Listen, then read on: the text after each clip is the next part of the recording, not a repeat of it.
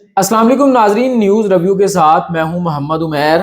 اور آج ہم ڈسکس کریں گے کمشنر راولپنڈی کی پریس کانفرنس اور جو اس کے بعد مضحکہ خیز الزامات کا سلسلہ شروع ہوا۔ کچھ خبریں کے پی کے سے اہم ترین ہیں اور کچھ احتجاجی صورتحال کے حوالے سے۔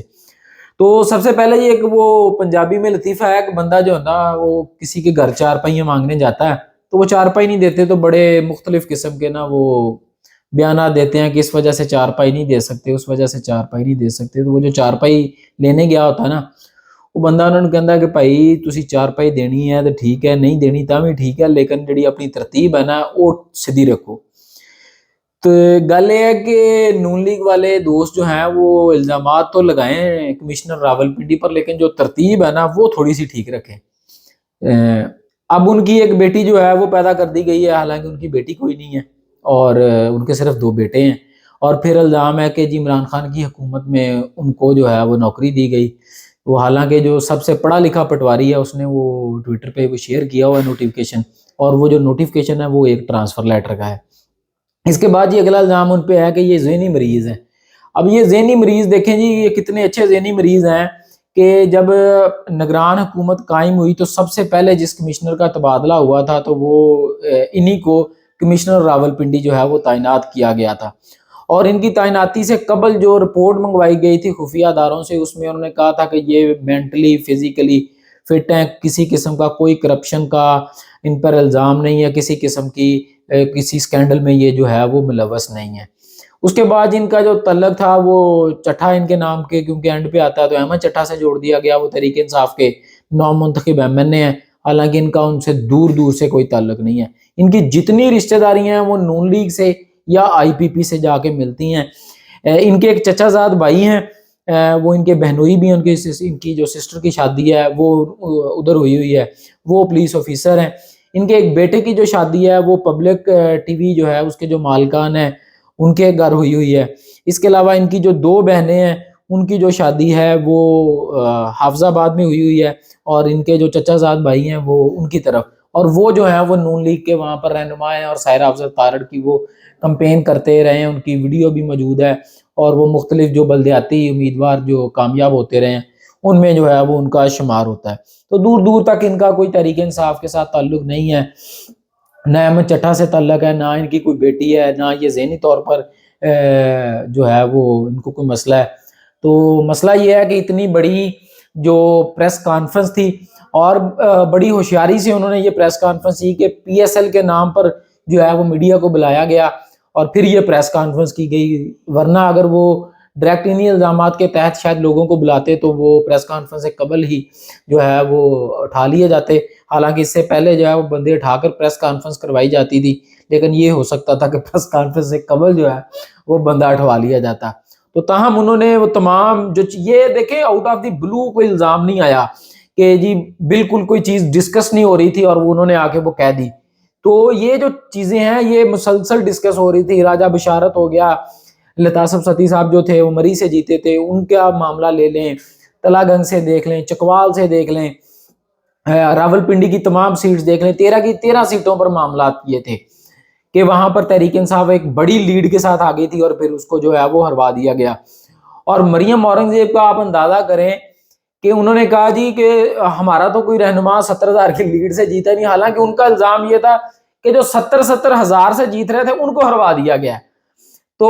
یعنی کہ بہت شاکنگ ہے نون لیگ کے لیے، نون لیگ شاید اس کے لیے تیار نہیں تھی، اس وجہ سے جتنے بھی اب تک الزامات آئے ہیں وہ اتنے مضحکہ خیز ہیں کہ وہ سن کر جو ہے وہ ہنسی آتی ہے کہ یہ بھائی کیا معاملہ ہے۔ تو لیاقت علی چٹھا صاحب جو ہے یہ دراصل پی ایم ایس آفیسر ہیں، یہ سی ایس پی آفیسر نہیں تھے،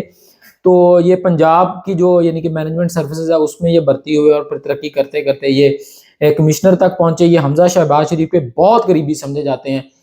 2013 سے 18 میں یہ جو وزارت وزیر اعلیٰ ہاؤس ہے اس میں یہ تعینات رہے، فیصل آباد میں اہم عہدوں پر تعینات رہے، اور حمزہ شہباز کے جو ہے وہ کافی قریبی جو ہے وہ یہ سمجھے جاتے تھے۔ تو یہ تھوڑا ان کا بیک گراؤنڈ تھا اور جو ان کے الزامات تھے ان کے حوالے سے۔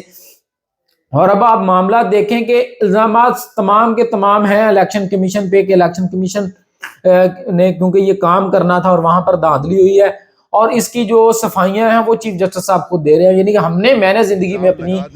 صحافیانہ زندگی میں اور ویسے کبھی چیف جسٹس کو ایسے کسی الزامات پر فوری پریس کانفرنس کرتے ہوئے نہیں دیکھا. عمومی طور پر چیف جسٹس پریس کانفرنس نہیں کرتے. کوئی الزام بھی لگے تو اس کی تحقیقات کا حکم ہوتا ہے یا چیمبر میں بلایا جاتا ہے یا اس پر جو ہے وہ سپریم کورٹ جو ہے اپنے ترجمان کے ذریعے اس پہ کوئی وضاحت جاری کرتی. لیکن ان پریسیڈنٹ ہے کہ چیف جسٹس وہ خود یوٹیوبرز کے خلاف بڑا بولتے ہیں کہ یہ یوٹیوب ہے, ہر بندے نے موبائل پکڑا ہے, وہ صحافی بن گیا ہے. تو آج انہوں نے پریس کانفرنس جو کی وہ یوٹیوبرز کے سامنے کی. یوٹیوبرز کو اپنا جو بیان ہے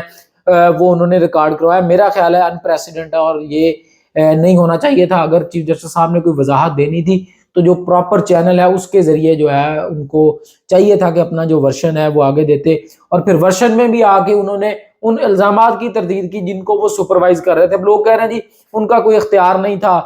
کہ وہ آر او نہیں تھے, ڈی آر او نہیں تھے.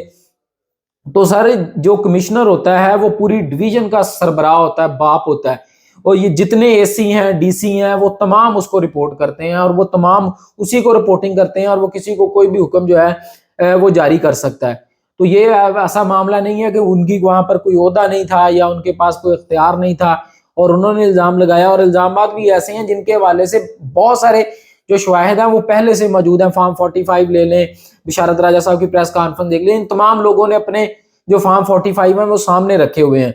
اور حیرت انگیز طور پر یہ پوری واحد ڈویژن ہے پنجاب کی 10 ڈویژنز ہیں, ان میں سے یہ واحد ڈویژن ہے جن میں سے قومی اسمبلی کی ایک سیٹ بھی پاکستان تحریک انصاف نے جو ہے وہ نہیں جیتی. یعنی کہ یہ معاملہ کسی اور ڈویژن میں نہیں ہے, صرف اسی میں ہے. اور کہا اب یہی جا رہا ہے کہ مزید کچھ لوگ جو ہے وہ بھی پریس کانفرنس کر سکتے ہیں. اور یہ پریس کانفرنس اتنی بڑی تھی, یہ الزامات اتنے بڑے ہیں کہ اس پر جو جیلم کے ڈسٹرکٹ ریٹرننگ آفیسر تھے, جو ان کے ڈی سی جیلم بھی ہیں, کیپٹن ریٹائرڈ سمیع اللہ طارق صاحب, سمیع اللہ فاروق صاحب, انہوں نے پریس کانفرنس بلائی تھی. میڈیا کو بلایا گیا, لیکن جب میڈیا وہاں پر پہنچا تو پھر وہ جو پریس کانفرنس تھی وہ منسوخ کر دی گئی. یعنی کہ تقریباً اس پریس کانفرنس کو, اور ہماری جو اس وقت ہم ویلاگ ریکارڈ کر رہے ہیں, تقریباً 10 گھنٹے کے قریب کا جو وقت ہے وہ گزر چکا ہے, اور ابھی تک کسی بھی جانب سے کوئی ایسا پختہ یا ایسا کوئی بہترین جواب جو ہے اس پریس کانفرنس کے مقابلے میں سامنے نہیں آ سکا ہے. ایک الزام ان پر ہے جی امریکہ کا ویزا. بھی امریکہ کا ویزا تو پاکستان کے تمام سرکاری افسران کے پاس, وہ ان کے پاس شہریت نہیں ہے, ویزا ہے. ویزا تو جتنے آرمی چیف ہوتے ہیں, D G I S I ہیں, باقی ہوتے ہیں, ان سب لوگوں کے پاس جو ہے وہ ویزا جو ہے وہ موجود ہوتا ہے. تو یہ کوئی ایسا کام نہیں ہے کہ انہوں نے انوکھا کر دیا اور باقی نہیں کرتے. ہم عمومی طور پر دیکھتے ہیں ریٹائرمنٹ کے بعد اکثر جو افسران ہیں, سرکاری بڑے افسران ہیں, وہ بے شک بیوروکریسی سے ہوں, پولیس سے ہوں, وہ ہمیں آسٹریلیا, امریکہ, انگلینڈ اور دیگر ممالک میں جو ہے وہ جاتے ہوئے نظر آتے ہیں. اس کے بعد یہ آج کی جو اہم اور سب سے بڑی خبر میرے خیال میں ہے وہ علی امین گنڈا پور صاحب کے حوالے سے, کیونکہ ان پہ کافی تحفظات کا مظاہرہ جو کیا جا رہا تھا کہ ان پہ تحفظات ہے کہ یہ نامزدگی نہیں ہونی چاہیے تھی. ہماری اسٹیبلشمنٹ کی جانب سے, نون لیگ کی جانب سے, میڈیا کی جانب سے ان پر کافی تنقید تھی. لیکن اب آج انہوں نے ایک بہت بڑا اور کامیاب مظاہرہ کیا, اور ان کے اس مظاہرے میں عمران خان کی جو تصویر ہے اور عمران خان زندہ باد کے جو نعرے ہیں وہ ایک عرصہ دراز کے بعد میڈیا کی زینت بنے ہیں. اور اطلاعات یہی ہیں کہ اس وقت علی امین گنڈا پور صاحب کو وزیر اعلیٰ کے پی کے کی جو سیکیورٹی ہے وہ آفیشلی فراہم کر دی گئی ہے. کل انہوں نے اسپیکر ہاؤس میں بھی اجلاس کیا تھا, اپنے لوگوں سے ملاقات کی, انہوں نے سیکیورٹی مانگی تھی, اور اب اطلاعات یہ ہے ہماری کہ ان کو جو ہے وہ سیکیورٹی جو ہے وہ فراہم کر دی گئی ہے. اور اگلے چند روز میں جو ہے وہ جو اسمبلی کا اجلاس ہے کے پی کے اسمبلی کا, وہ اجلاس بلایا جائے گا, جس کے بعد جو ہے وہ ان کی باقاعدہ جو ہے حلف برداری اور ان کے انتخاب کا جو عمل ہے وہ مکمل کیا جائے گا. اس کے بعد جو پاکستان تحریک انصاف کے اراکین قومی اسمبلی ہیں, ان کے جو ملنے جلنے کا اور آگے کی جو اسٹریٹجی ہے, وزارت عظمیٰ کا الیکشن ہو یا اپوزیشن لیڈر کا الیکشن ہو پنجاب میں یا وفاق میں, اس کے حوالے سے جو ملاقاتوں کا سلسلہ ہے وہ جاری ہے. اور بیشتر ایم این ایس جو ہیں وہ آج اسلام آباد اکٹھے ہوئے ہیں, وہاں پر ان کی جو ہے اس حوالے سے جو میٹنگ ہے وہ ہوئی ہے. تو تیسری آج کی جو اہم معاملہ تھا وہ تھا احتجاج کا. آج بھرپور میرے خیال میں احتجاج تمام تر پابندیوں کے باوجود, اسلام آباد کی بات کی جائے, کراچی کی بات کی جائے, سیالکوٹ کی بات کی جائے, اوورآل کے پی کے کی بات کی جائے یا لاہور کی بات کی جائے, تو تمام پابندیوں کے باوجود جو ہے وہ تحریک انصاف نے ایک بھرپور جو اپنا احتجاج ہے وہ ریکارڈ کروایا ہے. لاہور میں گرفتاریاں ہوئی ہیں، اسلام آباد میں بھی گرفتاریاں ہوئیں، وہاں پہ تو خندقیں کھود دی گئیں کہ لوگ اکٹھے نہ ہو سکے، لیکن اس کے باوجود جو لوگ تھے وہ ایک بڑی تعداد میں اکٹھے ہوئے۔ تو یہ تھی جی آج کی ہماری جو کچھ اہم ترین